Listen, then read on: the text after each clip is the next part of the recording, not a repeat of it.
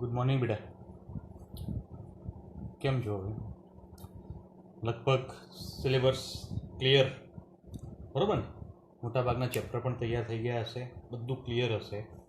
ના ક્લિયર હોય અને જો કોઈ ટૉપિક એવા બાકી હોય તો એને પૂરા કરી દેજો, જેના કારણે પરીક્ષામાં ટેન્શન ના આવે. ઓકે, ચલો હવે આપણે એક આગળના ટૉપિકમાં જોવાનું છે જીવાણુનાશી.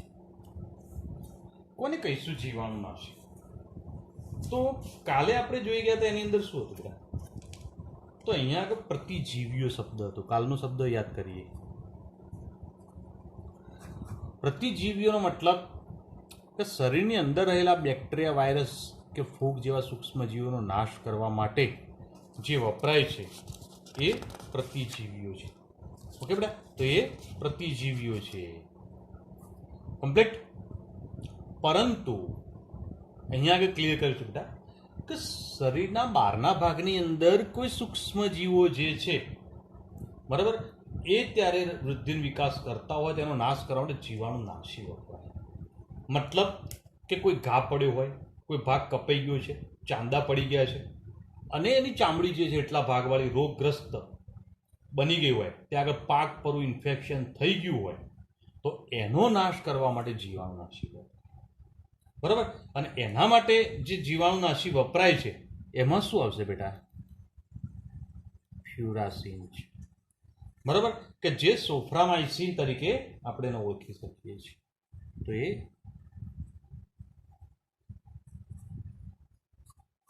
કે બેટા, તો આ પોઈન્ટ ધ્યાનમાં રાખવાનો.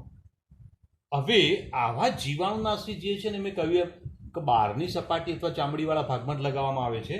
એને પ્રતિજીવીઓની જેમ મોઢા વાટે અંદર લઈ શકાતા નથી. તમે જીવાણુનાશી કદી મોઢા વાટે ના લેવાય.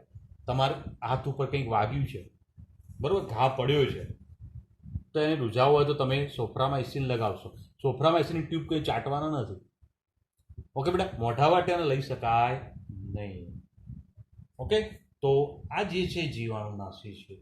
આવા કેટલાક જીવાણુનાશી બીજા પણ છે અને એ જીવાણુનાશી તરીકે શું જોવા મળે છે? તો એની અંદર આપણે લઈશું ડેટોલ. બરાબર, તો ડેટોલ એ ખરેખર છે શું? તો અહીંયા આગળ ક્લોરો જેલિનોલ અને ટર્પિનિયોલ, આ બેનું મિશ્રણ છે અને આ બંનેનું મિશ્રણ ડેટોલમાં હોય છે. ઓકે બેટા, સેવલોન પણ એ સેમ વસ્તુ આવે છે, ડેટોલ, સેવલોન બધું. તો એની અંદર આ તમે ઉપયોગ કરી શકો છો. હવે કોઈ સાબુ જુઓ તમે, કઈ વખતે ચામડી ઉપર કોઈ ઇન્ફેક્શન થયું હોય તો એવા મેડિકેટેડ સાબુ આવે છે, ડૉક્ટર સાબુ લખી આપે છે. તો આવા સાબુ જે છે એની અંદર શું હોય છે? તો અહીંયા આગળ ક્લિયર કરો બેટા કે સાબુની અંદર બાય થાઇનોલ હોય છે. ઓકે, તો બાયથાયનોલ છે કે જે સાબુની અંદર વપરાતું હોય છે. તો આ પણ એક જીવાણુનાશી છે કે સાબુ આપણે ઉપયોગ કરીએ તો ચામડી ઉપર કોઈ ઇન્ફેક્શન હોય કે એવું કંઈ હોય, ખંજવાળ આવતી હોય, તો આના દ્વારા આપણે મટાડી શકીએ છીએ. ઓકે, હવે આ બધા જીવાણુનાશીમાં આયોડિન જે છે ને એ ખૂબ શક્તિશાળી જીવાણુનાશી છે. અને આયોડિન જો ખૂબ શક્તિશાળી જીવાણુનાશી તરીકે વધતું હોય તો આયોડિનનું તમે 2 થી 3% આલ્કોહોલમાં ઓગાળી અને તેનું પાણીમાં દ્રાવણ બનાવો. અને જો પાણીમાં દ્રાવણ બનાવીએ તો એ જે છે એ ટિંચર આયોડિન છે. ઘણી તો ટિંચર આયોડિન પણ કહેવાય છે, ટિંચર આયોડિન પણ કહેવાય છે. હવે આપણને કંઈ વાગ્યું હોય તો એ દરમિયાન ડૉક્ટર જે દવા લગાવતા હોય છે, બરાબર, તો એ દવા જે છે એ કોફી કલરની દવા હોય છે, કાળા પડતા કલરની. ઓકે, તો ટિંચર આયોડિન છે. આ બોલ્યા ક્લિયર બેટા? તો પોઈન્ટ ધ્યાનમાં. બરાબર. હવે ઘા પર જ્યારે લગાવવામાં આવે ત્યારે આઇડોફોર્મ ઉત્પન્ન થાય, અને આઇડોફોર્મ એટલે તો CH3, અને ઘાને રૂઝાવવા માટે અસરકારક જીવાણુનાશી તરીકે કામ કરે છે. તો આ પણ ઉપયોગ કરી શકીએ છીએ. ઓકે બેટા, તો આ પોઈન્ટ એક ધ્યાનમાં રાખવાનું ન ક્લિયર. આવા જીવાણુનાશી જે છે એની અંદર બીજા પણ જીવાણુનાશી આવતા હોય છે કે જેની અંદર હાઇડ્રોજન પેરોક્સાઇડનું જલીય દ્રાવણ. આ પણ એક સારો એવો જીવાણુનાશી છે, પણ આપણે આનો ઉપયોગ ના કરી શકીએ. કેમ? કારણ કે આનું વિઘટન થઈ જાય ને તો એમાંથી H2O બની જાય. હવે લાંબા ગાળે પાણી બની જાય, ઓક્સિજન તો નીકળી જવાનું, તો હાઇડ્રોજન પેરોક્સાઇડની અસરકારકતા જતી રહે. જેના કારણે આપણે ઘરે જો જીવાણુનાશી તરીકે ઉપયોગ કરવો તો ડેટોલનો ઉપયોગ કરવો એના કરતાં ટિંકચર આયોડિન વધારે યોગ્ય છે. ઓકે બેટા, તો આ પોઈન્ટ એક ધ્યાન રાખવાનું, સમજી લેવાનું. બરાબર. હવે બીજા કેટલા જીવાણુનાશી તરીકે એક બોરિક એસિડ પણ આવે છે, જેને વોશિંગ સોલ્યુશન પણ કહેવામાં આવે છે. બરાબર. તો આંખની અંદર રહેલા જીવાણુને નાશ કરવા માટે એક વોશિંગ સોલ્યુશન તરીકે બોરિક એસિડ હોય છે. તમે બોરિક એસિડનો ઉપયોગ કરી શકો છો. તો આવું બોરિક એસિડ જે છે એનો ઉપયોગ, તો એક ગ્લાસ ભરીને પાણી લઈ લો, એમાં 2 થી 3 ચપટી કહું છું, આમ ચપટી ભરી અને 2 થી 3 ચપટી નાખી દેવાનું. બોરિક એસિડ પાણીમાં અલ્પદ્રાવ્ય છે, એટલે બરોબર હલાવવાનો, ને તો ચપટી ભરીને નાખવાનું, ઓગળ જ નહીં. તમે કોઈ સાહેબ તો કહેતા હતા એનું દ્રાવણ બનાવવાનું, પણ ઓગળતું તો છે નહીં, પ્રશ્ન થાય. પણ એ બરોબર હલાવશો તો ઓગળી જશે, અને ઓગળી જાય પછી આંખો ધોવા માટેનો ઉપયોગ કરી દેવાનો. ઓકે બેટા, આંખો ધોવા માટેનો ઉપયોગ કરી શકીએ તો આ એક વોશિંગ સોલ્યુશન છે કે જે આંખો આવી હોય ને, તમે જુઓ કે ચોમાસામાં એમાં જનરલી આંખો આવતી હોય, આપણે કહીએ છીએ આંખોમાં બળતરા થાય, આંખો લાલ થઈ જાય. તો આવી પ્રોબ્લેમ થતો હોય ને, તો એ પ્રોબ્લેમનું નિરાકરણ કરવા માટે વોશિંગ સોલ્યુશન તરીકે બોરિક એસિડ વપરાય છે. બોરિક એસિડ વડે આંખો ધોઈ દેવાની, અને એના વડે આંખો ધોઈ દો તો લગભગ 2 દિવસમાં મટી જાય આંખો આવી હોય તો. પણ બોરિક એસિડ મેડિકલ સ્ટોરમાંથી જે મળે એ લેવાનો. ઘણા ખેતરમાં નાખવા માટે પણ વાપરતા હોય, એ બોરિક એસિડ નહીં વાપરવાનો બધા, કારણ કે આંખોમાં નુકસાન કરી શકે. ઓકે, તો આ પોઈન્ટ ધ્યાન રાખવાનું. હવે બીજા વાત આવે છે, જીવાણુનાશી તરીકે ક્લિયર કરી ગયા. હવે વાત આવે છે સંક્રમણ હારકો. હવે સંક્રમણ હારકો શું છે? તો ભોયતળિયું છે, ગટર હોય, બરાબર, કે ભાઈ સ્નાનાગાર છે એટલે કે સ્વિમિંગ પુલ છે, તો એની અંદર રહેલા સૂક્ષ્મજીવોનો નાશ કરવા માટે એ જીવાણુનાશક તરીકે સંક્રમણ હારક તરીકે કેટલાક પ્રકારના રસાયણોનો ઉપયોગ કરી શકાય છે. હવે નિર્જીવ સપાટી ઉપર ભોયતળિયું, બરાબર, તો એના માટે વપરાય. તો એ પોઈન્ટ શું છે બેટા? સંક્રમણ હારકો. તો સંક્રમણ હારકો આ રીતે ઉપયોગમાં લઈ શકાય છે, જેમાં આપણે એક સંક્રમણ હારકનું ઉદાહરણ લઈએ, જેમાં ફિનોલ લઈએ બેટા. ફિનોલ જે છે ને એ 2 રીતે ઉપયોગી છે. 0.2% જો દ્રાવણ હોય ફિનોલનું તો એ જીવાણુનાશી છે, અને ફિનોલનું 1% દ્રાવણ હોય તો એ સંક્રમણ હારક છે. એટલે જ તમે જો લાઈફ બોય સાબુમાં પહેલા ફિનોલ થોડો મિશ્ર કરતા હતા. એ લોકો કેમ મિશ્ર કરતા હશે? જીવાણુનાશી છે, એટલે ચામડી ઉપર કોઈ સૂક્ષ્મજીવ બેક્ટેરિયા ને એવું હોય, ઇન્ફેક્શન હોય તો બધું મટી જાય. તો આપણે આનો ઉપયોગ કરી શકીએ. ઓકે બેટા, કોઈ ધ્યાનમાં. હવે ક્લોરીન પણ એક સારું એવું સંક્રમણ હારક તરીકે વર્તે છે. અને જો ક્લોરીન પણ સારું એવું સંક્રમણ હારક તરીકે વર્તવું હોય તો 0.2 થી 0.4 ppm ક્લોરીનનું દ્રાવણ જો લેવામાં આવે તો એ સંક્રમણ હારક તરીકે વર્તી શકે. અને તમે જો સ્વિમિંગ પુલ છે, વોટર પાર્ક છે, તો એની અંદર પાણીને જીવાણુ રહિત કરવા માટે ક્લોરીનનું આવું દ્રાવણ ઉપયોગમાં લેવામાં આવે. તમે જો કે આવા વોટર પાર્કને એની અંદર પાણી ક્લોરીનયુક્ત હોય છે, અને ક્લોરીનયુક્ત પાણી કેમ? તો અંદર રહેલા બેક્ટેરિયા મરી જાય. કેમ? કારણ કે અંદર ઘણા બધા વ્યક્તિઓ નાવા પડ્યા હોય છે. ઘણા બધા વ્યક્તિઓ નાવા પડ્યા હોય તો એકનું ઇન્ફેક્શન બીજાને લાગી શકે. આવું ઇન્ફેક્શન ન લાગે એટલા માટે ક્લોરીનયુક્ત દ્રાવણ લીધે, જેના કારણે આવા ઇન્ફેક્શનથી બચી શકાય છે. ઓકે બેટા, તો આ પોઈન્ટ એક ધ્યાન. બીજા પણ સંક્રમણ હારક વપરાય છે. કયા? તો સલ્ફર ડાયોક્સાઇડનું દ્રાવણ, એ પણ એક સંક્રમણ હારક તરીકે કામ કરી શકે છે. તો આવા ઘણા બધા સંક્રમણ હારકો જે છે જે ઉપયોગમાં લઈ શકાતા હોય છે. ઓકે બેટા, તો પોઈન્ટ ધ્યાન રાખવાનું, સમજી લેવાનું. હવે બીજા કેટલાક ઔષધો વિશે થોડી ચર્ચા કરી લઈએ, ધ્યાન આપજો. હવે બેટા બીજી ઔષધો તરીકે ગર્ભ નિરોધક ઔષધો છે. આવી ઔષધો જે છે એની જરૂર કેમ પડી? કારણ કે અત્યાર સુધી આપણે જે ઔષધો વિશે ભણ્યા એના ઉપરથી એક વાત સ્પષ્ટ થઈ ગઈ કે દવાઓના ઉપયોગ કરવાથી મનુષ્ય જે છે એનું આયુષ્ય વધ્યું, અને આયુષ્ય વધ્યું તો એના કારણે ત્યાં આગળ લગભગ તંદુરસ્તી સારી થઈ ગઈ, આયુષ્ય સારું થઈ ગયું, જીવન અપેક્ષા કરતાં બમણું થઈ ગયું. પહેલાં સરેરાશ આયુષ્ય જે છે એ 50 આસપાસ હતું, 55-60 હતું. હાલ 70 આસપાસ, 65-70 થઈ ગયું. તો સરેરાશ આયુષ્ય લગભગ 10-15-20 વર્ષ વધી ગયું, જેના કારણે વસ્તી વધારો થાય. વસ્તી વધારો થાય તો એના કારણે મુખ્ય પ્રોબ્લેમ શું આવા ખાદ્ય પદાર્થોનો આવે, પર્યાવરણના પ્રશ્નો આવે, રોજગારીના અનેક પ્રશ્નો ઉત્પન્ન થાય. બરાબર. અને આવા પ્રકારના સામાજિક પ્રશ્નો ઉત્પન્ન થાય તો એ પ્રશ્નોના નિરાકરણ માટે રસ્તો એક જ છે, વસ્તીનું નિયંત્રણ કરવું જરૂરી છે. અને આ બાબત આપણે ઉકેલ લાવવા માટે કુટુંબ નિયોજનની સંકલ્પના કરવી પડે અને કુટુંબ નિયોજન માટે ગર્ભ નિરોધક દવાઓનો ઉપયોગ કરવો પડે. હવે આવી દવાઓનો ઉપયોગ કરીએ તો આવશ્યક રીતે એની અંદર શું ઉપયોગમાં લઈ શકાય તો એ સમજવાનો પ્રયત્ન કરીએ બેટા કે ગર્ભ નિરોધક ગોળીઓનો ઉપયોગ કરી શકાય છે, જેની અંદર એસ્ટ્રોજન અને પ્રોજેસ્ટેરોન એસ્ટ્રોજન આ બંનેનું મિશ્રણ લેવામાં આવે છે. અને આ બંનેના અંતઃસ્ત્રાવો જે છે, જે પ્રોજેસ્ટેરોન જે અંડોત્સર્ગને અવરોધે છે,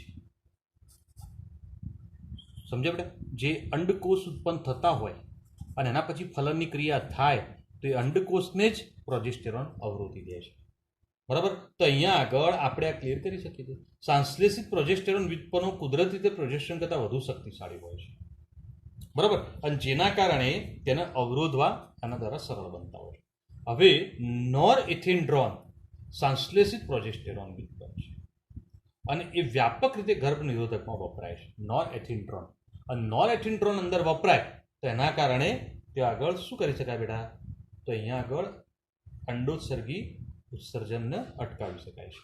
ત્યાર પછી બીજી વાત કરીએ કે ઇથાઇનાઇલ એસ્ટ્રાડાયોલ જેને નોવેસ્ટ્રોલ કહેવામાં આવે છે, જે એસ્ટ્રોજેનિક વ્યુત્પન્ન છે અને જે પ્રોજેસ્ટેરોન જે હોય એની સાથે મિશ્રણ કરે, એસ્ટ્રોજેનિક ને પ્રોજેસ્ટ્રોજેનિક આ બંનેનું મિશ્રણ કરવામાં આવે છે અને બંનેનું મિશ્રણ કરી અને એવી દવાઓ ત્યાં આગળ મુખવાટે સ્ત્રીઓને આપવામાં આવતી હોય છે અને એના દ્વારા ગર્ભ નિરોધનની ક્રિયા કરી શકાતી હોય છે. તો આ પોઈન્ટ એક સમજી શકાય એવો છે, ક્લિયર કરી શકાય એવો છે. ચલો હવે આગળ વાત કરીએ બીજી કે ભાઈ દવાઓ વિશેની ચર્ચા પૂરી થઈ ગઈ, ઔષધો શું છે ચર્ચા પૂરી થઈ ગઈ. હવે ખાદ્ય પદાર્થમાં રસાયણો, અને ખાદ્ય પદાર્થમાં જો રસાયણોની વાત કરતા હોઈએ તો અહીંયા આગળ સમજીએ બેટા કે ખાદ્ય પદાર્થમાં રસાયણમાં તેમના પરીક્ષણ માટે, કોઈ પદાર્થના પરીક્ષણ માટે વપરાય, ખાદ્ય પદાર્થનું આકર્ષણ વધારવા માટે વપરાય, અથવા ખાદ્ય પદાર્થનું પોષણ મૂલ્ય, પોષણ ક્ષમતા વધારવી છે તો એના માટે પણ તમે ઉપયોગ કરી શકો છો. અને આવા ખાદ્ય પદાર્થો તરીકે આપણે કોનો ઉપયોગ કરી શકીએ તો અહીંયા આગળ ખાદ્ય રંગકોનો ઉપયોગ કરી શકીએ, સુગંધીદાર પદાર્થો અને ગળ્યા પદાર્થોનો ઉપયોગ કરી શકીએ છીએ. ત્યાર પછી ચરબી જે પાયસીકારક અને સ્થાયી કરતા પદાર્થો હોય છે, એટલે સ્થાયી કરતા પદાર્થ એટલે ખાદ્ય પદાર્થો સ્થાયી રાખવા. તમે જો ઘણા ખાદ્ય પદાર્થો લાંબો સમય સાચવવા હોય તો એના માટે એની અંદર તેલ વધારે નાખવામાં આવે છે, એટલે ચરબી વધારે હોય. ચરબી વધારે હોય એટલે અંદર બેક્ટેરિયા ફૂગ ના થાય. ઓકે, જેના કારણે અથાણા લાંબો સમય સાચવવા માટે શું કર્યું આપણે એની અંદર, તો તેલ વધારે નાખ્યું એટલે ચરબી ગયું. ત્યાર પછી લોટ સુધારક હોય છે, વાસી થતું રોકનાર વિરંજક પદાર્થો. તો લોટનો સુધારક, લોટ જલ્દી બગડી ના જાય એટલા માટે વિરંજક પદાર્થો વપરાતા હોય છે. આ ઉપરાંત ખાદ્ય પદાર્થોની અંદર એન્ટીઓક્સિડન્ટ પણ વપરાય છે. અનેક ખાદ્ય પદાર્થોની અંદર પોષણ ક્ષમતા વધારવા માટે ખનિજ તત્વો, વિટામિન અને એમિનો એસિડ પણ ઉપયોગમાં લઈ શકાતા હોય છે અને આ બધાને સંશ્લેષિત ખાદ્ય પદાર્થોમાં સમાવેશ કરવામાં બરાબર. જેમાં છેલ્લા આપણે બોલ્યા કે ભાઈ ખનિજ તત્વો, વિટામિન છે કે એમિનો એસિડ છે, એના સિવાયના કોઈ પણ ખાદ્ય પદાર્થો આપણે ઉમેર્યા હોય ઉપરના કોઈ પણ, તો એ પોષણ ક્ષમતા વધારતા નથી, પરંતુ ખાદ્ય પદાર્થને સુશોભન કરવા માટે, ખાદ્ય પદાર્થને લાંબો સમય જાળવી રાખવા માટે તેનો ઉપયોગ કરવામાં આવે છે અથવા એની અંદર ગળપણ લાવવા માટે પણ ઉપયોગ કરવામાં આવે છે. ઓકે બેટા, તો આવા પ્રકારના પદાર્થોને આપણે અહીંયા આગળ સમજવાનો પ્રયત્ન કરીશું. ધ્યાન રાખજો. જેમાં પહેલી જ વાત આવે છે ખાદ્ય પદાર્થોની અંદર તો કૃત્રિમ ગળ્યા પદાર્થો.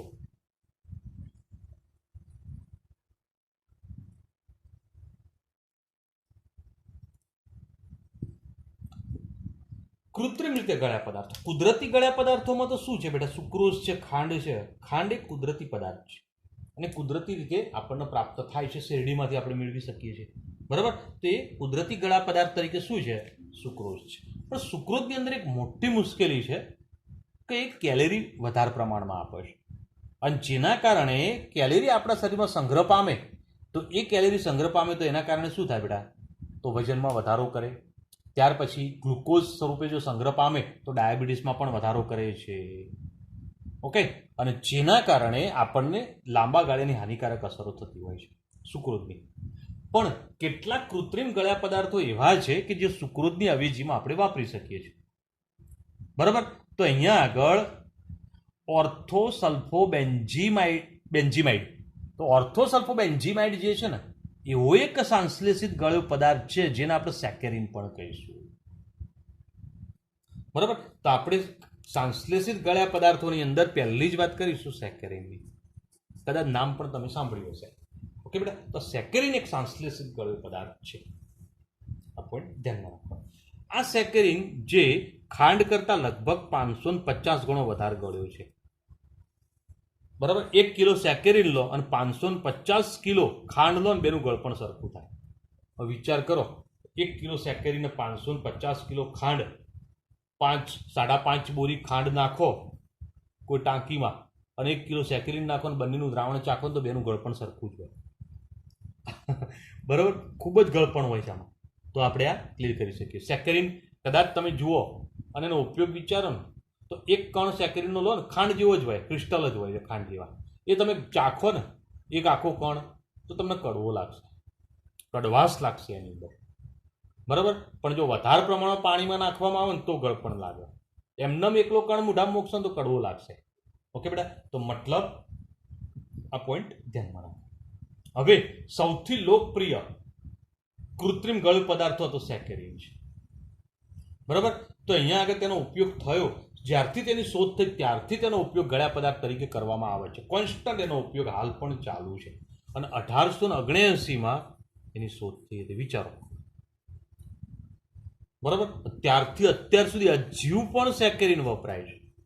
એના અવેજીમાં બીજા ગળ્યા પદાર્થો શોધાયા છે, પણ આ એટલો બધો ફાયદાકારક છે, ગળપણ વધારે છે અને બીજું સસ્તો પડે છે. લગભગ સેકેરિનનું 1 કિલો સેકેરિનનું કિંમત ગણો તો 500, 600, 700 રૂપિયા હશે, બહુ નહીં હોય. હવે 1 કિલો સેકેરિનના 600 રૂપિયા ગણો, એના સામે 1 કિલો સેકેરિન નાખો, એની સામે 5.5 બોરી ખાંડ નાખવી પડે. હવે એક ખાંડની બોરીની કિંમત 4000 રૂપિયા. 20,000 રૂપિયાની ખાંડ નાખો અને 500 રૂપિયાની સેકેરિન નાખો, બેનું ગળપણ સરખું થાય. કોણ ખાંડ નાખે? સેકેરિન જ નાખે ને. ઓકે, તો ધ્યાનમાં રાખવાનું બેટા. કેટલાક ઠંડા પીણા, કેટલાક કેન્ડી કે જેની અંદર ગળપણ માટે સેકેરિનનો ઉપયોગ થાય છે. પણ સેકેરિન જો અંદર નાખ્યું હોય ને તો એવા ઠંડા પીણા કે જે કેન્ડી હોય ને એ થોડી કડવાશ લાગશે, સાધારણ કડવાશ લાગશે. અને જો સાધારણ કડવાશ લાગે સમજી જવાનું કે આની અંદર સેકેરિન નાખેલું છે. ઓકે બેટા, તો આ પોઈન્ટ ધ્યાનમાં રાખો. હવે સેકેરિન જે છે એનો ફાયદો શું બેટા? શરીરમાં કોઈ પણ જાતનું પરિવર્તન પામ્યા સિવાય સીધો પેશાબમાંથી નીકળી જાય છે. બરાબર, અને જેના કારણે સંપૂર્ણ નિષ્ક્રિય પણ છે અને બિનહાનિકારક પણ છે. અને જેના કારણે ડાયાબિટીસના દર્દીઓ માટે તેનો ઉપયોગ વ્યાપક પ્રમાણમાં કરવામાં આવે છે. અને એની અંદરથી કોઈ વ્યાપક પ્રમાણમાં કેલેરી પણ નથી મળતી. હવે કેલેરી પણ નથી, ખાલી ગળપણ જ છે, કેલેરી નથી. ખાંડ ખાઈએ તો કેલેરી મળે, આમાં કેલેરી પણ નથી, નિષ્ક્રિય છે. જેના કારણે જેવો આપણે લઈએ ને એ પેશાબ માટે નીકળી જાય છે. શરીરમાં બીજી કોઈ આડઅસર પણ મોટે પ્રમાણમાં કરતો નથી. જેના કારણે તે અતિ મહત્વનો ગળપણ ધરાવતો પદાર્થ છે. બજારમાં તે સામાન્ય સરળતાથી મળી પણ જાય છે. હવે વિચાર કરો, બજારમાં સરળતાથી મળી જતો હોય તો પછી એનો ઉપયોગ કોણ ના કરે સરળતાથી? તેના કારણે એનો વ્યાપક ઉપયોગ થાય છે. હવે સંશ્લેષિત ગળ્યા પદાર્થોની અંદર બીજો પદાર્થ જે આવે છે એ એસ્પાર્ટમ છે. હવે એસ્પાર્ટમ લગભગ ખાંડ કરતા 100 ગણો વધારે ગળ્યો છે. ઓકે બેટા, તો એસ્પાર્ટમ આ રીતે ઉપયોગમાં લઈ શકાય છે. હવે સેકેરિન પછી જોવા જઈએ તો સૌથી વધુ સફળ અને વ્યાપક રીતે સૌથી વધુ સારો અને વ્યાપક રીતે ઉપયોગમાં લઈ શકાતો ગળ્યો પદાર્થ હોય, બરાબર, તો એ એસ્પાર્ટમ છે. હવે એસ્પાર્ટિક એસિડ અને ફિનાઇલ એલેનાઇનમાંથી બનેલા ડાયપેપ્ટાઇડનો એસ્ટર છે. એસ્પાર્ટિક એસિડ અને ફિનાઇલ એલેનાઇન મતલબ શું થયું? એમિનો એસિડ થયા બંને. અને એસ્પાર્ટિક એસિડ તો એક એસિડ છે, પણ ફિનાઇલ એલેનાઇનનો મતલબ એક એમિનો એસિડ છે. અને આવા પ્રકારનો એસિડ ને એમિનો એસિડનું મિશ્રણ કરીને એક ડાયપેપ્ટાઇડ બનાવેલો છે. 14મા ચેપ્ટર આપણે ભણી ગયા. ઓકે બેટા, અને ડાયપેપ્ટાઇડ તરીકેનો ઉપયોગ કરવામાં આવતો હોય. હવે જો એનું વિઘટન થાય તો એમિનો એસિડ બને, અને એમિનો એસિડ મળે તો એમાંથી ઉર્જા નથી મળતી, કેલેરી નથી મળતી, અને જો કેલેરી ના મળે એસ્પાર્ટમ આ રીતે પણ ફાયદાકારક. પણ એસ્પાર્ટમમાં એક મુશ્કેલી છે કે ખોરાક રાંધવાનું તાપમાન ઘણું ઊંચું લઈ જઈએ ને તો એ દરમિયાન વિઘટન પામી જાય છે. આ એસ્પાર્ટમની સૌથી મોટી ખામી. ઓકે બેટા, જેના કારણે ખૂબ ઊંચા તાપમાને તમે કોઈ ખોરાક રાંધવાની ક્રિયા કરતા હો તો એસ્પાર્ટમ ના વપરાય. ઓકે, હવે એના પછી ગળ્યા પદાર્થોની અંદર એલિટેમ લઈશું. હવે એલિટેમ એવો પદાર્થ છે જે ખાંડ કરતા 2000 ગણો વધારે ગળ્યો છે. ઘણું બધું કહેવાય. ઓકે, ખાંડ કરતા ઘણો બધો વધારે ગળ્યો છે. એસ્પાર્ટમ કરતા પણ વધુ સ્થાયી હોય છે, પરંતુ એનો ઉપયોગ દરમિયાન ખાદ્ય પદાર્થમાં ગળપણને નિયંત્રિત કરવું મુશ્કેલ છે. તો મુશ્કેલી મોટામાં મોટી શું આવી? ગળપણને નિયંત્રિત નહીં કરી શકાતું. કેમ? 2000 ગણો વધારે ગળ્યો છે. હવે એક નાનો કણ નાખી દીધો હોય ને તો આપણું ખાવાનું કે ચા કે શરબત ગળ્યું થઈ જાય, જેના કારણે મોટા પ્રમાણમાં કોઈ વસ્તુ બનાવવાની હોય ગળપણયુક્ત તો એલિટેમ વપરાય. તેની અંદર આપણે એનું નિયંત્રણ કરી શકીએ. પણ નાની માત્રામાં 1 કપ ચા બનાવવાની એલિટેમ નાખીએ તો કંટ્રોલ રહે જ નહીં. જો થોડું મિલીગ્રામમાં વધારે આવી જાય ને તો ગળપણ ખૂબ વધી જાય. સમજાય બેટા? તો એના કારણે ગળપણ ખૂબ વધારે હોય છે. તો આપણે આ ક્લિયર કરી શકીએ. એસ્પાર્ટમની સાપેક્ષમાં એ સ્થાયી છે. પાછું આ ખોરાક રાંધવાની ક્રિયા થતી હોય દરમિયાન અસ્થાયી થઈ જાય, પણ આ સ્થાયી, એટલે એ સ્થાયી રહે છે. ઓકે બેટા, તો પોઈન્ટ 1 ધ્યાન રાખવાનો. હવે વાત આવે છે સુક્રાલોઝ. હવે સુક્રાલોઝ જે છે એ લગભગ ખાંડ કરતા 600 ગણો ગળ્યો છે. બરાબર? અને 600 ગણો ગળ્યો હોય તો આવો સુક્રાલોઝ જે છે એ સુક્રોઝનું ટ્રાયક્લોરોવિટપન છે. ખાંડમાંથી જ બનાવવામાં આવે. ઓકે બેટા, અને તેનો દેખાવ અને સ્વાદ બંને ખાંડ જેવા છે, શર્કરા જેવા છે. અને રસોઈ બનાવવાના તાપમાનેથી સ્થાયી છે, ઉપરાંત કેલરી નથી આપતું. તો એ ફાયદો થઈ ગયો. તો એના કારણે સુક્રાલોઝનો ઉપયોગ પણ ધીરે ધીરે વધવા લાગ્યો છે. ઓકે, તો કૃત્રિમ ગળ્યા પદાર્થો વિશે આપણે કેટલીક બેઝિક ચર્ચાઓ કરી. હવે ખાદ્ય પદાર્થોની અંદર વપરાતા પદાર્થો તરીકે અહીંયા આગળ બીજા પદાર્થોની ચર્ચા જે કરીશું એમાં આવશે પરિરક્ષકો. હવે આવા પરિરક્ષકો શું છે બેટા? તો ખાદ્ય પદાર્થો જે આપણે ઉપયોગ કરતા હોય છે, તમે જો કોઈ ખાવાનું વસ્તુ છે, દાખલા કે ઘરે આપણે દાળ ભાત શાક રોટલી, તો બીજા ત્રીજા દિવસે આપણે એનો ખોરાક તરીકે ઉપયોગ લગભગ નથી કરતા. કેમ ના કરી શકીએ? કારણ કે એમાં બેક્ટેરિયા અને ફૂગનો ગ્રોથ વધી જાય. જો એમાં બેક્ટેરિયા અને ફૂગ વધવા લાગે એટલે ખોરાક બગડી જાય. ઓકે બેટા, તો સામાન્ય રીતે ખોરાકનો અંદર બેક્ટેરિયા અને ફૂગનો વૃદ્ધિ વિકાસ થવાથી ખોરાક બગડી જાય છે. હવે ખોરાકને બગડતો અટકાવવા માટે જે પદાર્થો વપરાય એ પરિરક્ષકો કહેવાય. સમજાય બેટા? પરિરક્ષકો શબ્દ વાપર્યો. ખોરાકને બગડતો અટકાવવા માટે જે પદાર્થો વપરાય એ પદાર્થોને આપણે પરિરક્ષકો કહીશું. આવા પરિરક્ષકોમાં સામાન્ય રીતે આપણે જે પરિરક્ષકો વાપરીએ છીએ એમાં આવશે મીઠું છે, ખાંડ છે અને વનસ્પતિ તેલ છે. આ રોજિંદા જીવનમાં વપરાતા પરિરક્ષકો છે. પણ આ બે વસ્તુ કેવી છે? આપણે સ્વાદ માટે ઉપયોગ કરીએ છીએ અને તેલ પણ સ્વાદ માટે ઉપયોગ કરીએ છીએ. પણ જનરલી ખોરાક ન બગડે એના માટે 3 પદાર્થો અસર કરે છે. એટલે જ હમણાં જ મેં કહ્યું, જો અથાણા લાંબુ સમય સાચવી રાખવા હોય તો તેલ થોડું વધારે લેવામાં આવે છે. ઓકે, તો અથાણાની અંદર પણ તમે જુઓ કે કટકા હોય, કેરીના ટુકડા હોય, એ હળદરને મીઠામાં પહેલાં મૂકવામાં આવે છે, એટલે મીઠું આવી ગયું. ઘણી વખતે અથાણામાં શું કરે, ખાંડની ચાસણી લેતા હોય છે, તો ખાંડ પણ એક પરિરક્ષક તરીકે કામ કરે છે. ઓકે, અને પછી તેલમાં નાખી દેવું, અને પછી આપણે એને તેલમાં નાખી દે એ બગડતા અટકાવી શકાય છે. પણ કેટલાક રાસાયણિક પદાર્થો પણ આવા પરિરક્ષક તરીકે વપરાય છે કે જેની અંદર સૌથી સામાન્યમાં સામાન્ય પરિરક્ષક સોડિયમ બેન્ઝોએટ છે. ખૂબ જ કોમન પરિરક્ષક. કોઈ પણ ખાદ્ય પદાર્થ પેકિંગમાં આવતો હોય કે જે ઠંડા પીણા હોય કે આઈસ્ક્રીમ હોય કે ચોકલેટ હોય કે જો બગડે એવું લાગતું હોય તેમાં સોડિયમ બેન્ઝોએટ નાખી દેવામાં આવતું હોય છે. ઓકે બેટા, તો મતલબ ધ્યાન. બીજી વાત કરીએ બેટા કે કોઈ પણ આવો પરિરક્ષક વાપરીએ સોડિયમ બેન્ઝોએટ હોય કે બીજો હોય એને મર્યાદિત જથ્થામાં ઉપયોગ કરવો જોઈએ. કેમ? કારણ કે શરીરની અંદરની પાચન ક્રિયાની અંદર ચયાપચયની ક્રિયામાં ભાગ લઈ લે છે, ચયાપચય પામી જાય, મતલબ એનું પાચન થઈ જાય છે. અને જો પાચન થઈ જાય તો શરીરમાં એના ઘટકો દાખલ થઈ જાય, નુકસાન કરી શકે છે. ઓકે બેટા, તો પોઈન્ટ ધ્યાનમાં રાખો. આ ઉપરાંત સોડિયમ બેન્ઝોએટ સિવાય પણ સોર્બિક એસિડ અને પ્રોપિયોનિક એસિડના ક્ષારો પણ પરિરક્ષક તરીકે વપરાય છે. બરાબર, તો સોર્બિક એસિડ, પ્રોપિયોનિક એસિડ, આના ક્ષાર પણ એક સારા એવા પરિરક્ષક તરીકે વપરાય છે. તો બોલો, પરિરક્ષક તરીકે ક્લિયર છે? તો પણ ધ્યાનમાં રાખો. પરિરક્ષક માટે બેટા કહું કે સૂક્ષ્મજીવોનો ફૂગનો વૃદ્ધિ વિકાસ અટકાવવા માટે પરિરક્ષક વપરાય છે. તમે જો કે થમ્સઅપ આવતી હોય છે, ઘણી વખતે કહેતા હોય થમ્સઅપ ના પીવી જોઈએ, ઠંડા પીણા ના પીવી, હાનિકારક. કેમ? સામાન્ય દરેક ખાદ્ય પદાર્થની અંદર જે પરિરક્ષક ઉમેરવામાં આવે છે એનું પ્રમાણ કેટલું હોવું જોઈએ એનું માપ ગવર્મેન્ટે નક્કી કરી દીધું છે. જેનું માપ ગવર્મેન્ટે નક્કી કરી દીધું હોય તો એટલા પ્રમાણમાં જ આપણે નાખી શકીએ, વધારે ના નાખી શકાય.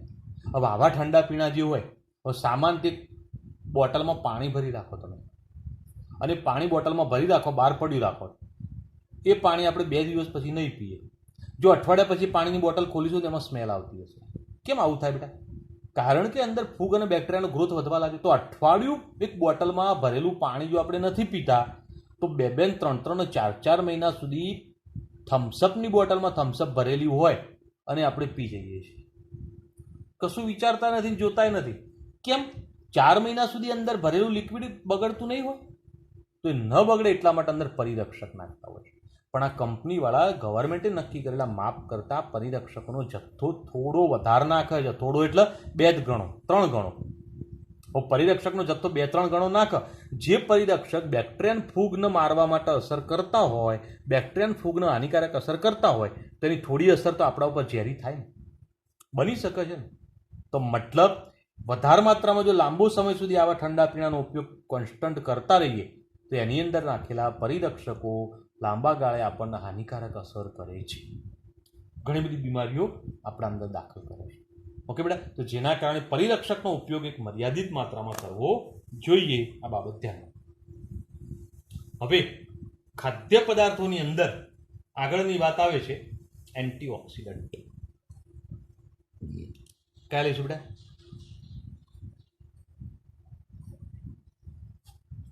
એન્ટીઓક્સિડન્ટ્સ.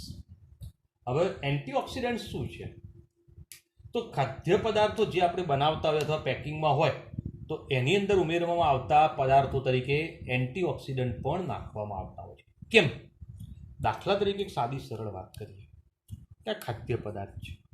કોઈ પણ ખાદ્ય પદાર્થ બગડવા માટે મુખ્ય જવાબદાર કોણ છે? આપણે અત્યાર સુધી એક જ વાક્ય બોલ્યા, બેક્ટેરિયન ફૂગ. પણ અંદર બેક્ટેરિયન ફૂગનો વૃદ્ધિ વિકાસ થાય એ માટે કોણ જવાબદાર છે? તો હવામાનો ઓક્સિજન જવાબદાર છે. ઓક્સિજનની હાજરીમાં બેક્ટેરિયન ફૂગ જે છે એનો વૃદ્ધિ વિકાસ થાય છે. ઓક્સિજન જ મળતો બંધ થઈ જશે તો બેક્ટેરિયા ફૂગનો વૃદ્ધિ વિકાસ અટકી જશે અથવા ધીમો પડી જશે. તો પછી મેન વસ્તુ તો આ છે, એને રોકો. તો એને રોકવા માટે એન્ટીઓક્સિડન્ટ વપરાય છે. એન્ટીઓક્સિડન્ટ શું કામ કરે છે? તો આ ખાદ્ય પદાર્થ તમે લીધો, એની અંદર એન્ટીઓક્સિડન્ટ પદાર્થ નાખી દીધો હોય, ધારો કે, તો એન્ટીઓક્સિડન્ટ પદાર્થે ખાદ્ય પદાર્થ કરતા ઓક્સિજન પ્રત્યે વધારે સક્રિય છે. વાક્ય સમજો. એન્ટીઓક્સિડન્ટ એ ખાદ્ય પદાર્થ કરતા વધારે સક્રિય છે ઓક્સિજન પ્રત્યે, જેના કારણે ઓક્સિજનનો જથ્થો પહેલો આને અસર કરે, જે પણ ઓક્સિજન આવે, અને આને અસર કરે તો એના કારણે એન્ટીઓક્સિડન્ટ જ્યાર સુધી અંદર પડ્યો હશે ત્યાર સુધી ઓક્સિજનનો જથ્થો બધો આમાં જ વપરાઈ જશે, ખાદ્ય પદાર્થ બચી જશે. સમજ્યા બેટા? તો પોઈન્ટ ધ્યાનમાં. તમે જો વેફરની પેકેટમાં ઘણા વેફરવાળા પેકિંગની અંદર ગેસ ભરેલો હોય છે. આપણે એમ લાગે વેફર તો આટલી જ આલી છે અને મેં હવા ભરીને આલી આટલી બધી, બરાબર? કંપનીવાળા ઉલ્લુ જ બનાવે છે આપણને, આપણે એમ કહીએ. પણ જે વેફરની પેકેટમાં અંદર ગેસ ભરેલો હોય એ જ વેફરનો ખાવા માટે ઉપયોગ કરવાનો, કારણ કે એ ગેસ જે ભર્યો છે ને નાઇટ્રોજન ગેસ છે. અને નાઇટ્રોજન ગેસ નિષ્ક્રિય વાયુ છે, જેમ વર્તે છે. અને નિષ્ક્રિય વાયુની જેમ વર્તે તો અહીંયા આગળ આની આજુબાજુ બધો નાઇટ્રોજન જ ભરી દીધો છે. અને નાઇટ્રોજન જ ભરી દીધો હોય તો મતલબ ઓક્સિજન નથી, આ ખાદ્ય પદાર્થ બચી જાય, બગડતો નથી. અને જે ફૂલાયેલું પેકેટ ના હોય, નાઇટ્રોજન નથી ભર્યો, એની અંદર ઓક્સિજન હોય, અને ઓક્સિજન એટલે ખાદ્ય પદાર્થ જલ્દી બગડી જાય. તો એવી વેફર જો તમે થોડો ટેસ્ટ બગડી જશે, ખોરો થશે. અને નાઇટ્રોજન ભરેલો હશે ને, અંદર ગેસ ભરેલો હોય, ફુગ્ગો ફૂલાયેલો હોય, એ વધારે યોગ્ય છે. તો કેમ ખબર પડી બેટા? તેનો ઉપયોગ અત્યારે. હવે આવા પ્રકારના એન્ટીઓક્સિડન્ટ પદાર્થો જે છે એની અંદર એક આવે છે BHT, બ્યુટાઇલેટેડ હાઇડ્રોક્સી ટોલ્યુએન્ટ, અને બીજો છે BHA, બ્યુટાઇલેટેડ હાઇડ્રોક્સી એનિસોલ. બરાબર. માખણમાં BHA ઉમેરવામાં આવે છે અને તેના કારણે તેને સુરક્ષિત રીતે સંગ્રહ કરી શકાય છે. અને એ સંગ્રહ પણ કેવો? મહિનાઓ સુધી, વર્ષ સુધી સંગ્રહ કરી શકાય. બરાબર. તો બ્યુટાઇલેટેડ હાઇડ્રોક્સી એનિસોલ જો માખણમાં થોડો નાખી દઈએ ને તો ઓક્સિજનથી બચી જાય, અને ઓક્સિજનથી બચે જેના કારણે એમાં બેક્ટેરિયન ફૂગનો ગ્રોથ અટકી જાય. બેક્ટેરિયન ફૂગનો ગ્રોથ અટકી ગયો મતલબ એ માખણ વર્ષો સુધી ચલાવી શકાય છે. બરાબર. કેટલીક વખતે વધારે અસર કરવા માટે BHT સાથે સાઇટ્રિક એસિડ પણ ઉમેરવામાં આવે છે. સલ્ફર ડાયોક્સાઇડ અને સલ્ફાઇડ દ્રાવ્ય ક્ષાર પણ અંદર ઉમેરવામાં આવતા હોય છે. હવે આ શું છે તો એ વાત સમજીએ બેટા કે ભાઈ અંદર સાઇટ્રિક એસિડ એટલે લીંબુના ફૂલ. તો તમે જો ઘણી વખતે ઘણા ખાદ્ય પદાર્થો જે છે એની અંદર લીંબુના ફૂલ નાખવામાં આવે છે. બરાબર. તો જુઓ ઠંડા પીણાની અંદર થમ્સઅપમાં તો લીંબુના ફૂલનું પ્રમાણ વધારે હોય છે. ઘણી વેફરોમાં પણ ખટાશ થોડી વધારે હોય છે, મીઠું થોડું વધારે હોય છે. કેમ? ખટાશ વધારે છે મતલબ લીંબુના ફૂલ નાખ્યા છે, એન્ટીઓક્સિડન્ટ તરીકે કામ કરે છે. મીઠું વધારે કેમ નાખ્યું હોય? કારણ કે પરિરક્ષક તરીકે મીઠું કામ કરે. જુઓ, તેના કારણે એની અંદર એની માત્રા થોડી વધારે રાખવામાં આવે છે, તે આપણે સમજી શકીએ. ત્યાર પછી બીજી વાત કરીએ બેટા, સલ્ફર ડાયોક્સાઇડ અને એના કેટલાક ક્ષાર. આનો ઉપયોગ ક્યાં થાય? તો દ્રાક્ષાસાવની અંદર. દ્રાક્ષાસાવ એટલે વાઇન, જે આલ્કોહોલિક પીણા છે. ઓકે. અને વાઇનની અંદર SO2 પસાર કરી દેવાનો, જેના કારણે વાઇન બગડતો અટકી જાય. બરાબર. જવાસવનો મતલબ જવનું પાણી, એટલે તો અહીંયા આગળ આપણે ક્લિયર કરી શકીએ એ શું છે બેટા? તો બિયર છે. તો એને પણ બગડતો અટકાવવા માટે અંદર SO2 નાખવામાં આવે. ચલો, શર્કરાની ચાસણી છે. બરાબર. કાપેલા ફ્રૂટ છે, છોલેલા અથવા સૂકા ફળો છે, શાકભાજી છે, આ બધાને લાંબો સમય જાળવી રાખવા. તમે જો અત્યારે ફ્રૂટ ડબ્બામાં પેકિંગમાં મળે છે, અને ડબ્બા પેકિંગમાં ફ્રૂટ મળતા હોય તેની અંદર એને સમો રાખેલા હોય, ચાસણીમાં રાખેલા હોય. બરાબર. અને ચાસણીમાં એને મૂકી દીધા હોય, ત્યાર પછી એમાં SO2 જેવા વાયુ પસાર કરી દીધા હોય, એટલે તેના કારણે એ ફ્રૂટ બગડે નહીં. ઓકે. તો પેકિંગની અંદર કેટલાક ફ્રૂટ, શાકભાજી કે બધી વસ્તુ આવતી હોય એને બચાવવા માટે આવા પ્રકારના પદાર્થોનો ઉપયોગ કરવામાં આવે છે. બોલો એમાં કોઈ પ્રોબ્લેમ બેટા? કોઈ મુશ્કેલી? તો પોઈન્ટ ધ્યાન રાખવાનો અને સમજી લેવાનો. હવે એના પછી વાત આવે છે સફાઈ કરતા પદાર્થો. સફાઈ કરતા પદાર્થો શું છે? તો સફાઈ કરતા પદાર્થોની અંદર આપણે પ્રક્ષાલકો વિશે ભણીશું. બરાબર. જેની અંદર સાબુ પણ આવી જશે અને પ્રક્ષાલકો એટલે ડિટર્જન્ટ છે. તો સાબુ વિશે પણ થોડી ચર્ચા સમજીશું, ક્લિયર કરીશું. હવે સાબુ અથવા સંશ્લેષિત પ્રક્ષાલકો એ પાણીનો સફાઈ કરતા તરીકેના ગુણધર્મોમાં ઘણો બધો સારો એવો વધારો કરે છે. સામાન્ય રીતે તમે કોઈ ફર્શ અથવા સપાટી ખરાબ થઈ ગઈ હોય તો તમે પાણીથી એને ધોઈ શકો છો. પાણી પણ એક સફાઈ કરતા તરીકે કામ કરે છે. પણ એને વધુ સારી રીતે કામ કરવું હોય તો સાબુ અથવા ડિટર્જન્ટ એટલે કે પ્રક્ષાલકો એમાં નાખવામાં આવે તો વધુ યોગ્ય રીતે એ સફાઈ કરતા તરીકે કામ કરે છે. હવે આવા સફાઈ કરતા જે કામ કરતા હોય છે એની અંદર સૌથી પહેલા આપણે સાબુ વિશે ચર્ચા કરીએ. તો ભાઈ સાબુ છે શું? તો અહીંયા આગળ સમજીએ અને ક્લિયર કરીએ. તો હું જે બોલ્યો ધ્યાન આપજો બેટા કે ભાઈ સાબુ ઘણા વર્ષોથી વપરાતો એક સફાઈ કરતા પદાર્થ છે. બરાબર. અને સાબુ બનાવવો હોય તો કેવી રીતે બનાવી શકાય? તો ઘણી લાંબી શૃંખલા ધરાવતા ફેટી એસિડ જે છે, બરાબર, એનો ઉપયોગ ત્યાં આગળ થતો હોય છે. હવે જેમાં સ્ટેરિક એસિડ, ઓલિક એસિડ અથવા પામેટિક એસિડના સંયોજનો અને એનું સોડિયમ અથવા પોટેશિયમ સાથેનો ક્ષાર જે સાબુ છે. તો તમે આવા સાબુ બનાવવા માટે સ્ટેરિક એસિડ, ઓલિક એસિડ અને પામેટિક એસિડ તો આપણે એક ઉદાહરણ સ્ટીયરિક એસિડનું લઈએ. ઓકે બેટા, તો જોજો બરોબર અહીંયા આગળ CH2CH ઓકે, ત્યાર પછી O C double bond O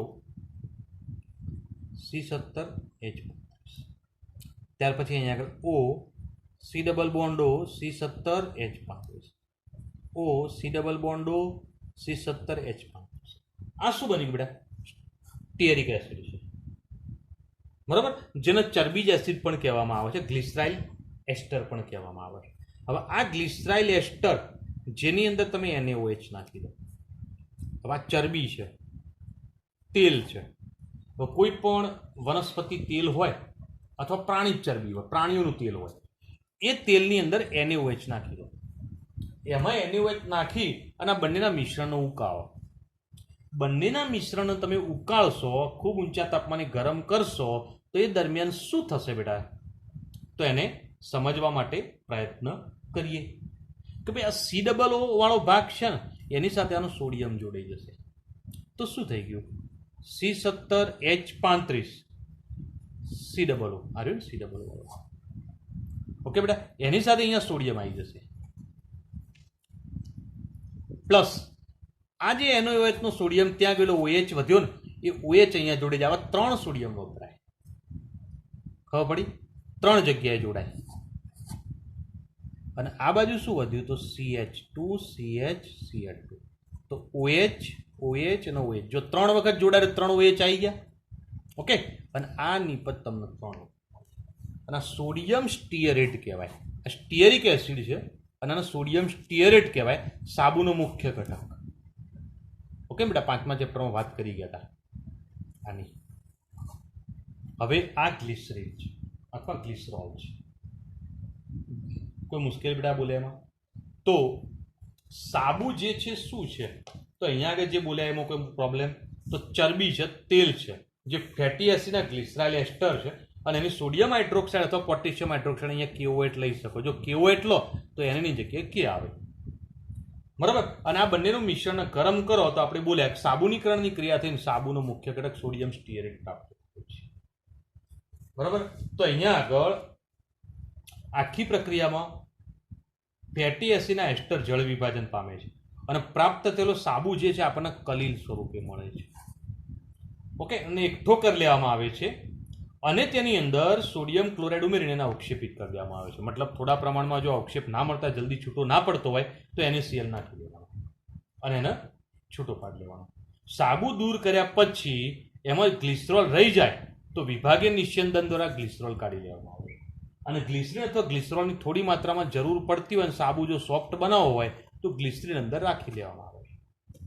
okay બેટા, કે જે આપણે કેટલાક ગ્લિસરીન યુક્ત સાબુનો ઉપયોગ કરતા હોય, જેમાં પિયર્સ જેવા સાબુ આવતા હોય છે. ઓકે બેટા, જે તમે ઘણી એડવર્ટાઇઝમાં જુઓ છો, કારપારામ જોતા હોય એવું દેખાતું હોય છે. ઓકે, તો એમાં ગ્લિસરીનની માત્રા વધારે હોય છે, તો એ ગ્લિસરીન અંદર રાખી લેવામાં આવે છે. અને જો જરૂર ના હોય તો વિભાગીય નિસ્યંદન દ્વારા ગ્લિસરીન કાઢી લેવાનું. ઓકે બેટા, હવે સોડિયમના પોટેશિયમ સાબુઓ પાણીમાં દ્રાવ્ય હોય છે. જો અહીંયા સોડિયમ હોય તો એને પોટેશિયમ હોય તો બંને ક્ષારવાળા સાબુઓ પાણીમાં દ્રાવ્ય છે. તે સફાઈ કરતા તરીકે સારા એવા ઉપયોગમાં લઈ શકાતા હોય. આપણે જુઓ બેટા કે આપણી ચામડીને વધુ મુલાયમ રાખીને જો સફાઈ કરતા તરીકે ઉપયોગ કરવો હોય તો સોડિયમની જગ્યાએ અહીંયા પોટેશિયમ લેવામાં આવે છે. તો આપણે સ્નાન માટે, નાહવા માટે જે સાબુ વાપરીએ ને એમાં પોટેશિયમ વાળો પોટેશિયમ અંદર આયન હોય એવો સાબુ લેવામાં આવે, જે સોફ્ટ હોય, મુલાયમ હોય છે. જો સોડિયમ વાળો સાબુ હોય ને થોડો હાર્ડ હોય છે. જે કપડાં ધોવાના સાબુ માટે સોડિયમ વાળો સાબુ વપરાય. સમજ્યા બેટા? તો સોડિયમ વાળો સાબુ શેમાં વપરાય? તો કપડાં ધોવાના જે સાબુ વપરાતા એમાં સોડિયમ વાળો સાબુ વપરાય, અને આપણે નાહવા માટે પોટેશિયમ યુક્ત સાબુ. તો અહીંયા આગળ જે વાત કરી કમ્પ્લીટ છે, પોઈન્ટ ધ્યાનમાં રાખો. હવે સાબુના કેટલાક બીજા પ્રકાર પણ સમજવાનો પ્રયત્ન કરીએ. અહીંયા સાબુના જે પ્રકાર આપણે ચર્ચા કરી એમાં શું સમજ્યા બેટા? કપડાં ધોવાનું સાબુ હોય તો સોડિયમ વાળો ક્ષાર હોય, નાહવાનું સાબુ હોય પોટેશિયમ વાળો ક્ષાર હોય. હજુ પણ સાબુ કયા કયા પ્રકારના હોઈ શકે? તો કપડાં ધોવા, નાહવાના 2 સાબુ વિશે જોયું. હજુ પણ સાબુમાં થોડી વાત આગળ ઊંડાણથી સમજીએ, ધ્યાન આપજો અને ક્લિયર કરજો. હવે આપણે બોલ્યા સાબુના પ્રકાર. તો સાબુ જે છે મૂળભૂત રીતે ચરબી અથવા તેલની અંદર હાઇડ્રોક્સાઇડ ઉમેરીને ગરમ કરીને બનાવવામાં આવતા હોય છે. બરાબર. જેમાં નાવાનો સાબુ બનાવવો હોય તો ચરબી અથવા તેલ સારી ગુણવત્તાવાળું વાપરવામાં આવે છે અને એની અંદર પોટેશિયમ હાઇડ્રોક્સાઇડ ઉમેરવામાં આવે છે.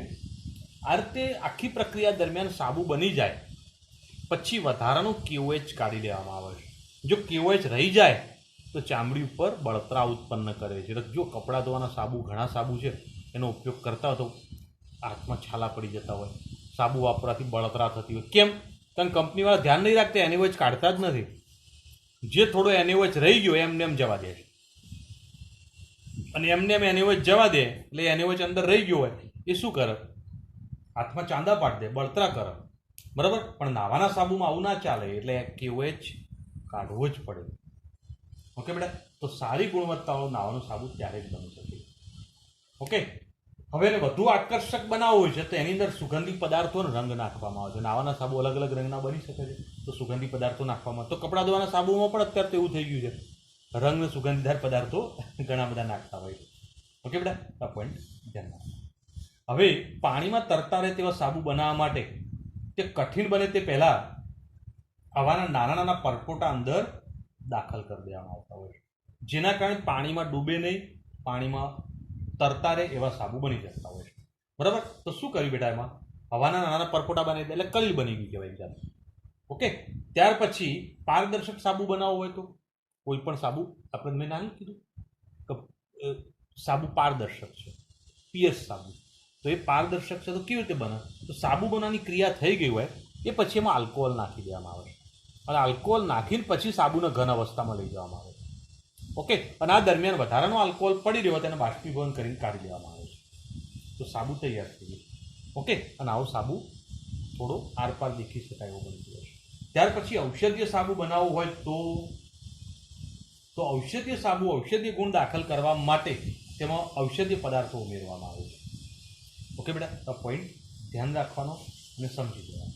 ઔષધીય સાબુ બનાવવો હોય તો ઔષધીય પદાર્થો નાખવામાં આવે છે, જેમાં બાયથાયનોલ નાખવામાં આવે છે. હમણાં જ આપણે જીવાણુનાશીમાં જોઈ ગયા. ઓકે. તો ઔષધી સાબુ બની જાય. ત્યાર પછી ગંધહારક પદાર્થો અંદર ઉમેરવામાં આવે છે. ડિયોડ્રન્ટ્સ સાબુમાં પણ સાબુમાં પણ આવા ડિયોડ્રન્ટ્સ અંદર ઉમેરવામાં આવે, જેના કારણે આવા સાબુના ઉપયોગ દ્વારા જો તમે વાસના કારણે આવે શરીરમાં, પરસેવાની વાસ બેક્ટેરિયાના કારણે આવતી હોય છે. એટલે જીવાણુનાશી થોડું નાખી દો, થોડું ડિયોડ્રન્ટ્સ નાખી દો એટલે આવા બેક્ટેરિયાનો એનો નાશ થઈ જાય, જેના કારણે શું થઈ જાય? ત્યાં આગળ સુગંધીદાર ભાગ વધુ લાંબો સમય સુધી રહી શકતો હોય છે. ઓકે બેટા, તો પણ ધ્યાન રાખો. હવે સાબુની અંદર બીજો એક સાબુ આવે છે અને એને સમજીશું બેટા. દાઢી કરવાનો સાબુ. દાઢી કરવાના સાબુમાં ગ્લિસરીન અથવા ગ્લિસરોલ વધારે હોય છે અને ગ્લિસરીન અથવા ગ્લિસરોલ વધારે હોય એટલે સાબુ ન સુકાઈ જતો અટકાઈ જાય. સાબુ જલ્દી સુકાય નહીં. બરાબર.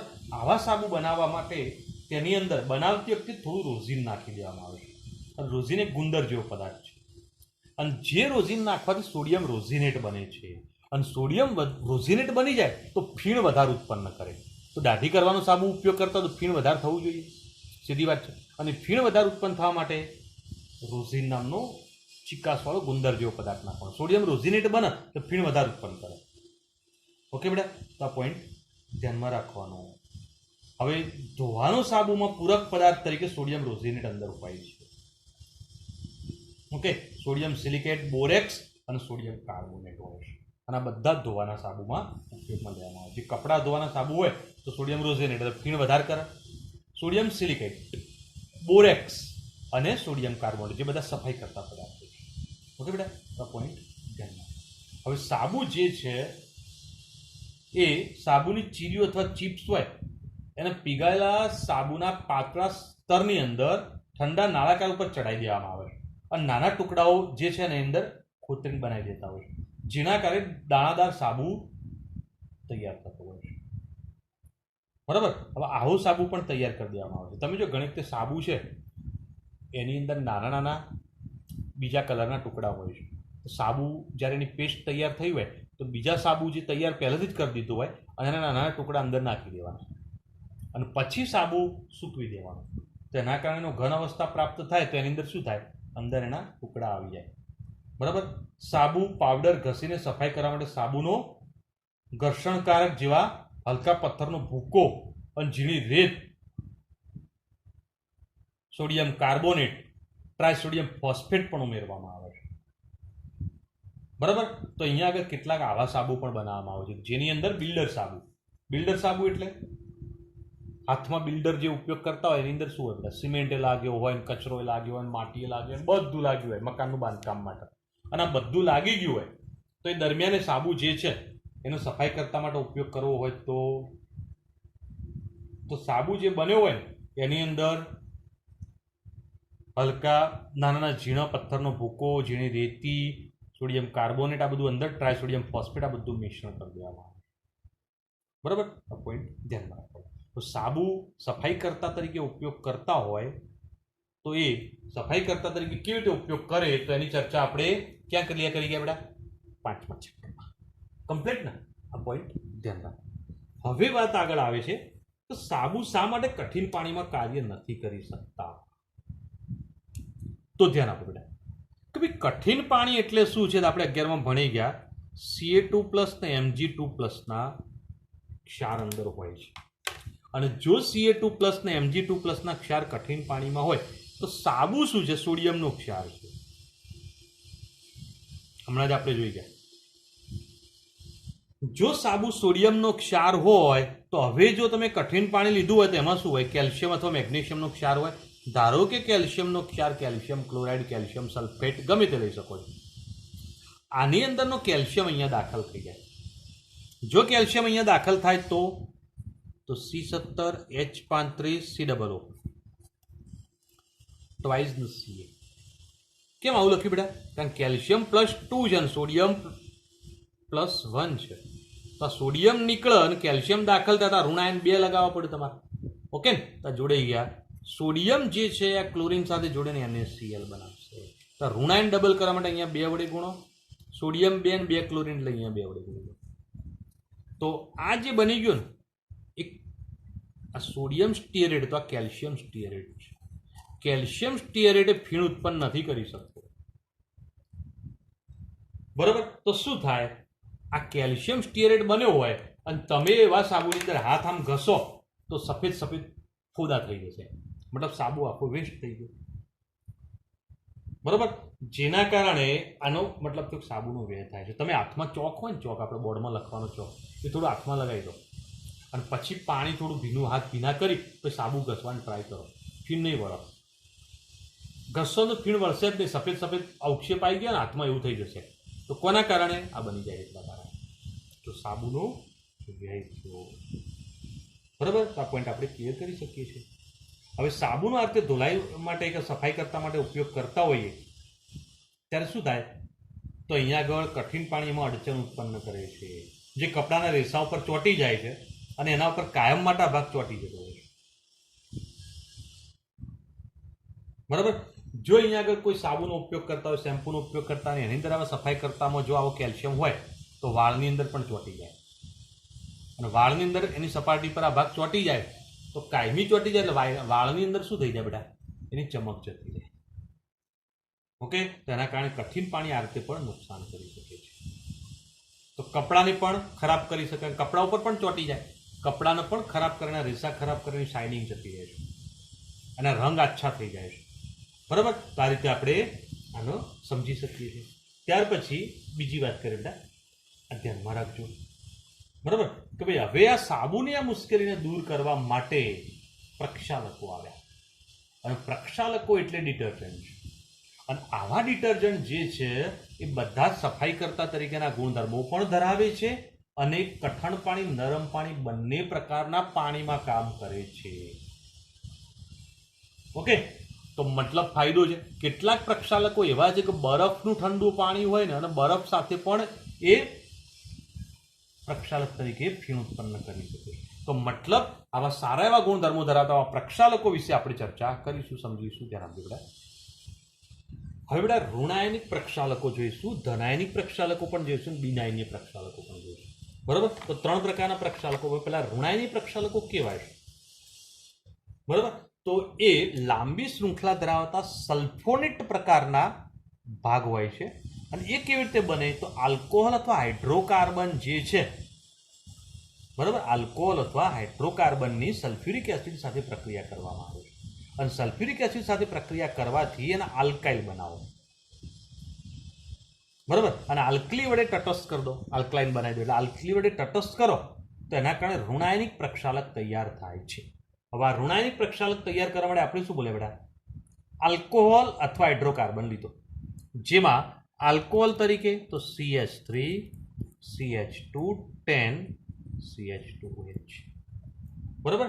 તો લોરાઇલ આલ્કોહોલ છે, આ લોરાઇલ શૃંખલા છે અને એની સલ્ફ્યુરિક એસિડ સાથે પ્રક્રિયા કરો H2SO પર, અને સલ્ફ્યુરિક એસિડ સાથે પ્રક્રિયા કરો તો આલ્કોહોલિક ગ્રુપ દૂર થઈ જાય અને સલ્ફોનિક એસિડ ગ્રુપ અંદર દાખલ થઈ જાય. તો CH3 CH2 10 CH2 અને અહીંયા આગળ બની જાય OSO3H. આનો H જતો રહેશે અને H જતો રહે અને H ની જગ્યાએ SO3H દાખલ થઈ જશે. સમજે બેટા? આલ્કોહોલ સાથે આ જોડાણ કરે અને SO3H ત્યાં આગળ દાખલ થશે. OH આ H સાથે જોડીને H2 બનાવી દેશે. તો આ શું બન્યું બેટા? તો લોરાઇલ સલ્ફોનિક એસિડ. અને લોરાઇલ સલ્ફોનિક એસિડ જે છે એને NaOH વડે તટસ્થ કરી દો તો સલ્ફોનિક એસિડ વાળા ભાગમાંથી H નીકળી જશે પાછું. તો CH3 CH2 10 OSO3 માઇનસ ને Na પ્લસ. તો આ જે મળ્યું એ સોડિયમ લોરાઇલ સલ્ફેટ છે. શું બન્યું બેટા? સોડિયમ લોરાઇલ સલ્ફેટ મળ્યું. તો સલ્ફોનેટ પ્રકારનો ક્ષાર સાર્યો. આના સલ્ફોનેટ પ્રકારનો ક્ષાર એ ઋણાયનિક પ્રક્ષાલક તરીકે કામ કરે છે. તો આપણે કઈ રીતે ઓળખીશું બેટા? Sodium lauryl sulphate. હવે આલ્કોહોલમાંથી જ્યારે આપણે પ્રક્ષાલક બનાવ્યો, ઋણ વીજભારિત પ્રક્ષાલક, કેમ કે સોડિયમ તો કોઈ પ્રક્ષાલક તરીકે કામ કરતો નથી, પ્રક્ષાલક તરીકે કામ કરતો ભાગ આટલો છે, તો ઋણ વીજભાર છે. જુઓ, તો એવો જ છે બીજો ડોડેસાઇલ બેન્ઝીન. હવે ડોડેસાઇલ બેન્ઝીન એટલે શું છે?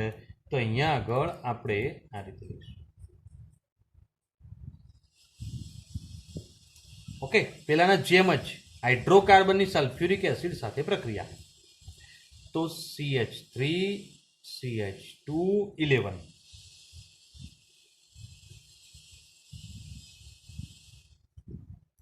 SO3H. ઓકે બેટા? તો અહીંયા આગળ ડોડેસાઇલ બેન્ઝીન હતું તો શું કહીશું? ડોડેસાઇલ બેન્ઝીન સલ્ફોનિક એસિડ. નામકરણ બોલે ક્લિયર બેટા? તો ડોડેસાઇલ બેન્ઝીન સલ્ફોનિક એસિડ એની NaOH સાથે પ્રક્રિયા. તો બહુ સરળ વાત છે. અહીંયા આગળ CH3 CH2 11 બેન્ઝીન અને SO3 માઇનસ ને Na પ્લસ. શું થઈ ગયું? Sodium dodecyl benzene sulphonate. તો એની અંદર પણ તમે જો ઋણ વીજભારિત પ્રક્ષાલક છે.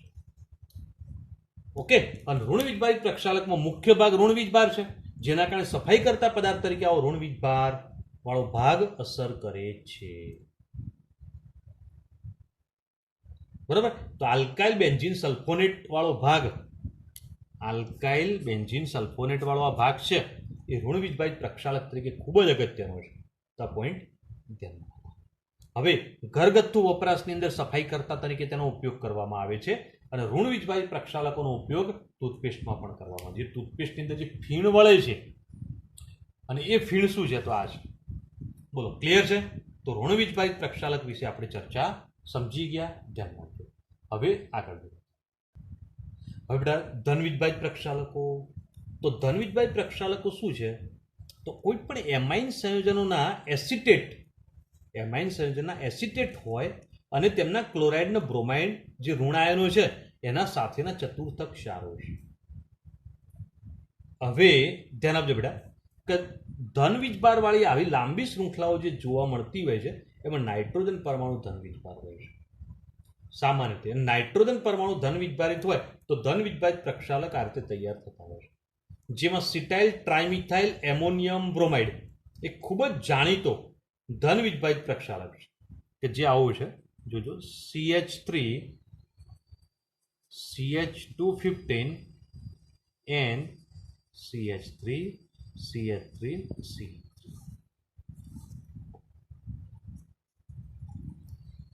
સિટાઇલ ટ્રાઇમિથાઇલ એમોનિયમ બ્રોમાઇડ. બોલો નામ ઘણું બોલે ક્લિયર. આ સિટાઇલ છે. ટ્રાઇમિથાઇલ. આ નાઇટ્રોજન ધન હોય બેટા, ધન વીજભાર લખ્યો મતલબ નાઇટ્રોજન ઉપર ધન હોય. ઓકે, તો ટ્રાઇમિથાઇલ એમોનિયમ બ્રોમાઇડ છે. આનો ઉપયોગ જે છે ક્યાં થતો હોય છે? તો વાળના કન્ડિશનરમાં થાય છે. આ ઉપરાંત જંતુનાશકનો ગુણધર્મ પણ ધરાવે છે. ઓકે બેટા, તો આ પોઈન્ટ ધ્યાનમાં રાખવાનો. તે ખૂબ મોંઘા હોય છે, જેના કારણે તેનો ઉપયોગ મર્યાદિત છે, વધારે પ્રમાણમાં ઉપયોગ થતો નથી. બરાબર. હવે વાત કરીએ એના પછી બિનઆયનીય પ્રક્ષાલકો.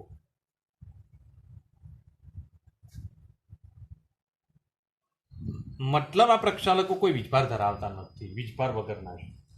બિનઆયનીય પ્રક્ષાલકોની અંદર તમે જો કે એના બંધારણમાં કોઈ પણ પ્રકારનો વીજભાર નથી, આયન નથી. હવે સ્ટીયરિક એસિડ તમે લેતા હો તેની પોલીઇથિલિન ગ્લાયકોલ સાથેની પ્રક્રિયા કરો તે બની જાય છે. હવે સ્ટીયરિક એસિડ પહેલા લખી દો, બરાબર. તો અહીંયા આગળ CH3CH216 CH C17H35 લખો તો એ ચાલો બેટા, બે સેમ છે જુઓ. ઓકે, તો સ્ટીયરિક એસિડ છે. Polyethylene glycol. હવે પોલીઇથિલિન ગ્લાયકોલ એટલે તો જોઈ લો CH2CH2O. ઓકે, હવે આની n શૃંખલાઓ અને આ બાજુ 12 તો CH2CH2OH અને આ બાજુ પણ OH. સમજાય બકા? તો આ જે રચના બની એ પોલીઇથિલિન ગ્લાયકોલ. ઇથિલિન ગ્લાયકોલ એટલે શું? CH2CH2 અહીંયા OH અને આ બાજુ પણ OH. શું થશે જો વિચારો, આ ઇથિલિન ગ્લાયકોલનો બીજો અણુ આની બાજુમાં આવે OH, CH2CH2OH. તો OH છે ને આનો H જાય તો પાણીનો અણુ નીકળી ગયો, તો આ ઓક્સિજન આની સાથે જોડાઈ ગયો. થઈ ગયું ક્લિયર? તો મતલબ આ શૃંખલા જે વારંવાર રિપીટ થતી શૃંખલા, એટલે અહીંયા n લખ્યું છે. અને આ તો પાણીનો અણુ નીકળી ગયો, આ છેડો આ બાજુ બતાવે ને આ બાજુ OH. બોલો હવે મેં ઉપરનો ભાગ જે દર્શાવ્યો ક્લિયર બેટા? તો આ પોઈન્ટ ધ્યાન રાખજો અને સમજી લેજો. હવે જ્યારે આ બંને વચ્ચે પ્રક્રિયા થશે તો એમાંથી શું બનશે? તો CH3CH216 COO. ઓકે, તો COO મતલબ આની અંદરથી H જાય તો અહીંથી OH જાય. H અને OH નીકળી ગયા એટલે COO, તો અહીંથી જોડાઈ ગયું કોણ? CH2CH2O અને N, તો CH2CH2OH. બોલો બકા ખ્યાલ આવ્યો? તો આ બંને જોડાઈ ગયા ભાગ, અને એ જોડાયેલા આનો H ને OH નીકળી જાય, જે વધુ એ જોડી કાઢે તમારે બની જાય. પોલિમર બનાવવાના ચેપ્ટરમાં આપણે વાત કરી, બહુ સરળ છે, બરાબર. તો આવા બિનઆયનિક પ્રક્ષાલકોનો ઉપયોગ સામાન્ય વાસણ ધોવા માટેના પ્રવાહીમાં કરવામાં આવે, લિક્વિડ સોપ તરીકે એ વપરાય છે. સફાઈ કરતા તરીકે તે સાબુ જેવી જ ક્રિયાવિધિ કરતા હોય છે. તેઓ ગ્રીસ અને તેલના રચનાને પણ તોડી શકે છે, અને ગ્રીસના તેલની રચનામાં મિસેલ બનાવીને તોડી શકે છે. ઉપરાંત બિનઆયનિક પ્રક્ષાલકો જે છે એ કાચની સફાઈ કરવા માટે પણ વપરાય છે. તમે જો કાચની સફાઈ માટે પણ એ વપરાતા હોય, કોલિન જેવું લિક્વિડ આવે છે અને સ્પ્રે કરીએ તો કાચની સફાઈ થઈ જાય. બરાબર. તો આ પોઈન્ટ સમજી શકાય, ક્લિયર કરી શકાય છે. આ બોલ્યામાં કોઈ પ્રોબ્લેમ બેટા? હવે આવા પ્રક્ષાલકોનો આપણે ઉપયોગ કરતા હોઈએ તો મુખ્યત્વે એની સમસ્યા શું છે? તો એની મુખ્ય સમસ્યા અહીંયા સમજવાનો પ્રયત્ન કરીએ બેટા. તો ભાઈ જે હાઇડ્રોકાર્બન ની લાંબી શૃંખલાઓ હોય ને, કોઈ પણ પ્રક્ષાલક જુઓ તમે, હાઇડ્રોકાર્બનની શૃંખલા છે, આમાં પણ છે, આમાં પણ છે, આમાં પણ છે. હવે હાઇડ્રોકાર્બનની લાંબી શૃંખલાઓ હોય તો બેક્ટેરિયા દ્વારા એનું સરળતાથી વિઘટન થઈ જાય. આ પ્રક્ષાલક જે છે એનો આપણે ઉપયોગ કર્યો, ફીણ વળ્યો, આપણી વસ્તુ સાફ કરી દીધી. હવે ફીણ બધું જાય ક્યાં? ગટરમાં જાય. ગટરમાં જાય તો ગટરની અંદર આ બધું પડ્યું રહેવા, અંદર બેક્ટેરિયા હોય. બેક્ટેરિયા હોય એટલે બેક્ટેરિયા જે છે ને એ આવા હાઇડ્રોકાર્બનની શૃંખલા હોય ને જે, એનું વિઘટન તો બેક્ટેરિયા કરી દે છે, અને સરળતાથી વિઘટન થઈ જાય, બરાબર. તો એના કારણે એ પ્રોબ્લેમ નથી.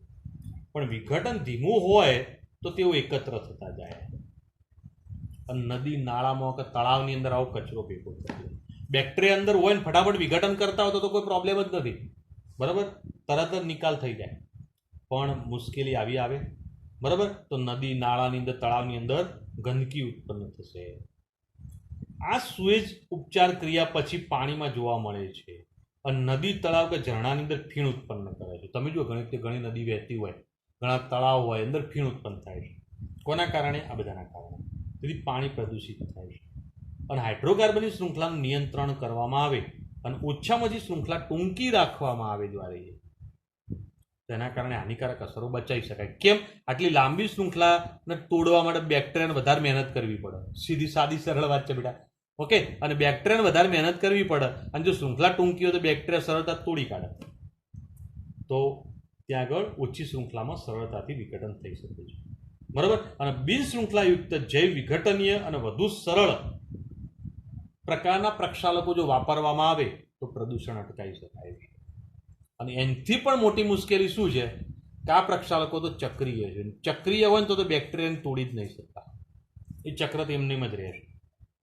તો પછી બહુ મોટી હાનિકારક અસરો થતી હોય છે. બરાબર. તો આ પોઈન્ટ ધ્યાનમાં રાખવા.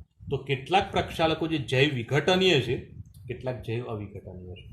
ઓકે બેટા. તો અહીંયા આગળ પ્રક્ષાલકો વિશે થોડી ચર્ચા બેઝિકલી ક્લિયર કરી ગયા, સમજી ગયા. આ ધ્યાન રાખવાનું. તો અહીંયા આગળ આપણું 16મું ચેપ્ટર પણ થિયરિકલ રીતે કમ્પ્લીટ છે, ક્લિયર થઈ ગયું. ઓકે બેટા. તો આ પોઈન્ટ ધ્યાન રાખજો, તૈયાર કરજો, સમજજો. બધા ચેપ્ટરની બધી થિયરીઓ રિપીટેશન કરવાની શરૂઆત કરી દેવાની. છેલ્લું ચેપ્ટર છે એટલે હવે રિપીટેશન કરવાની શરૂઆત કરી દેજો. વધુમાં વધુ રિપીટેશન થાય એવું ટ્રાય કરજો. ઓકે. વેકેશન પડી ગયું છે ને હવે આનંદ કરીશું, જલસા કરીશું, ના કરતા બેટા. ઓકે. ચલો, તમે વધુ સમજદાર છો, તમે થોડું કહેવાથી વધુ સમજી જાઓ છો એટલે મહેનત કરતા જશો. ઓકે બેટા. ચલો, ગુડ ડે.